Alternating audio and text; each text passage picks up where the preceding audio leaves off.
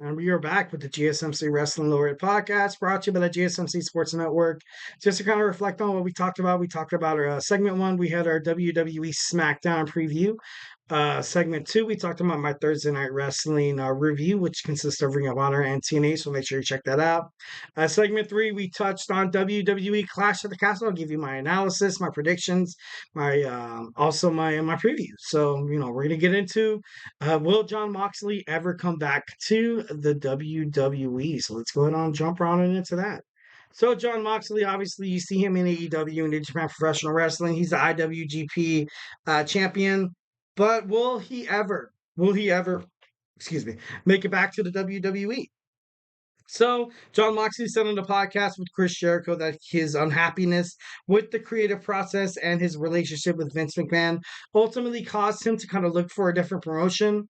And I don't know, it seems a bit fitting, especially during his time.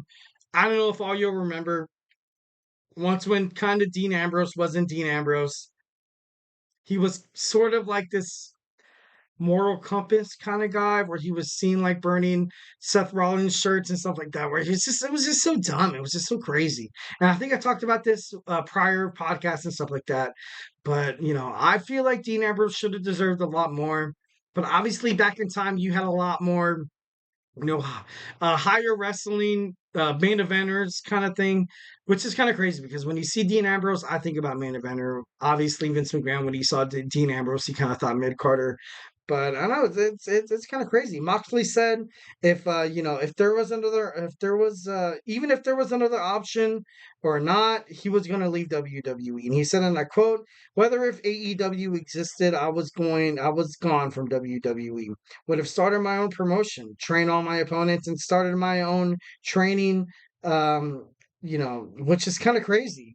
So I would have definitely restarted the wrestling business from scratch if I had to.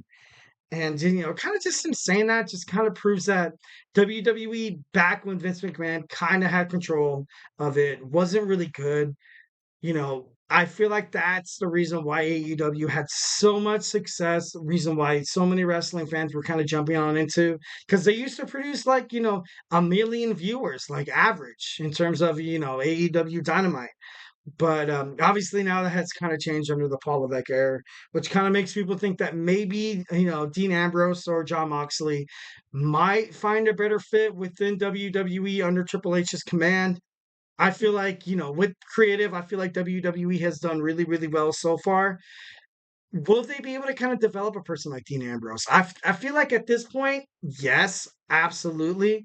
Cody Rhodes is looking for someone to fight an AEW superstar, meeting another, fellow AEW superstar, turned WWE. I feel like Dean Ambrose's story, Jon Moxley's story, kind of relates to Cody Rhodes' story, like, kind of like really, really freaking well. Like it's crazy.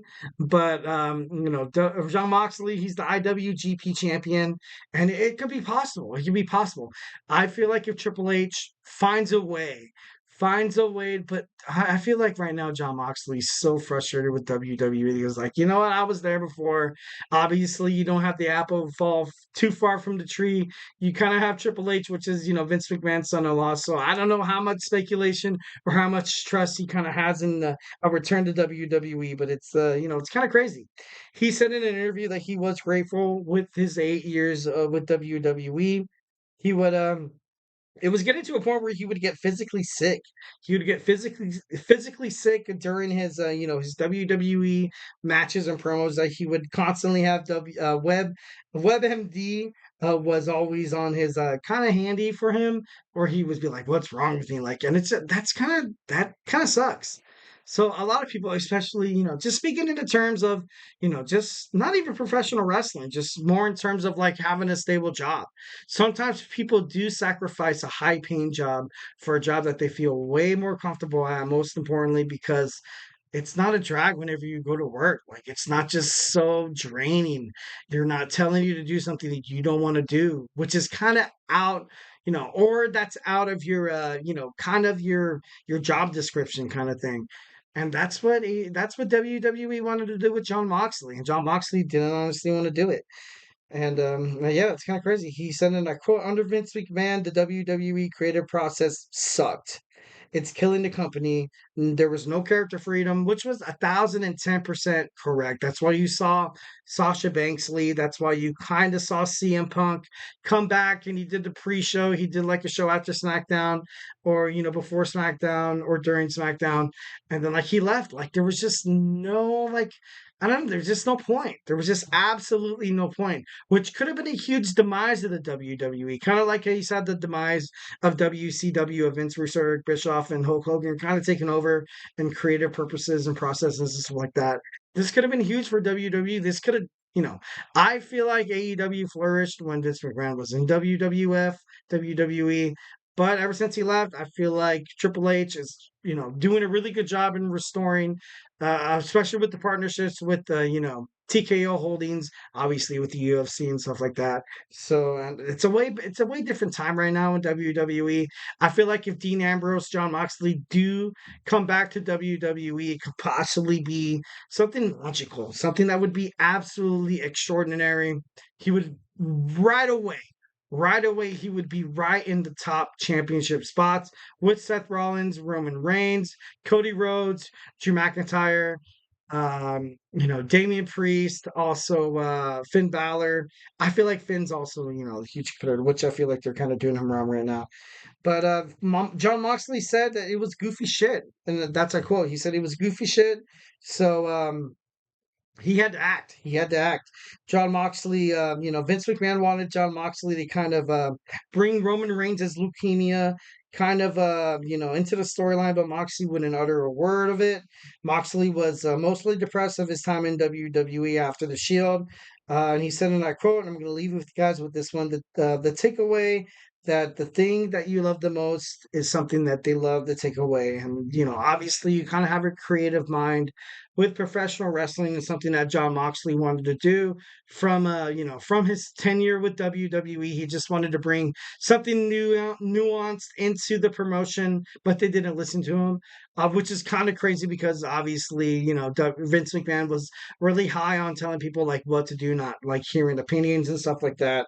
But I don't know. It's kind of crazy. He said once when he got the offer, he was offered a contract from WWE, but it got to the point. It got to the point where he was just so sick of WWE, so sick of Vince McMahon's creative purposes, so sick of his mind within the professional wrestling industry that he didn't even glare. He didn't even shed a look. He didn't even shed a blinding eye to what WWE offered him. That's how important it was for him in terms of kind of fighting for something that you are, really passionate about. And, Jon Moxley, Dean Ambrose was highly practiced on the, kind of, on this bout of you kind of have to let these wrestlers kind of breathe. You can't just have these, this huge shoulder pads. You can't just have like someone from the higher ups having their hands on you. Like, you got to do this, you got to do that. Bring up, hey, Roman Reigns' leukemia. That should be awesome. Like, that's stupid. That's absolutely, absolutely insane. Obviously, that's a huge reason why Jon Moxley left the WWE. And with that being said, the future within WWE, I don't really see it. I don't really see him coming back to the WWE, although it does kind of break my heart. But, it is what it is. Obviously, it is what it is. Moving on to our fifth and final segment. I know a lot of you guys are preparing for your soccer podcast with Emran, but stick with me for about maybe we're going to go a little overtime here, and maybe like 5 to 7 minutes. We're going to get on into our wrestling news roundup. So hey, do not go anywhere.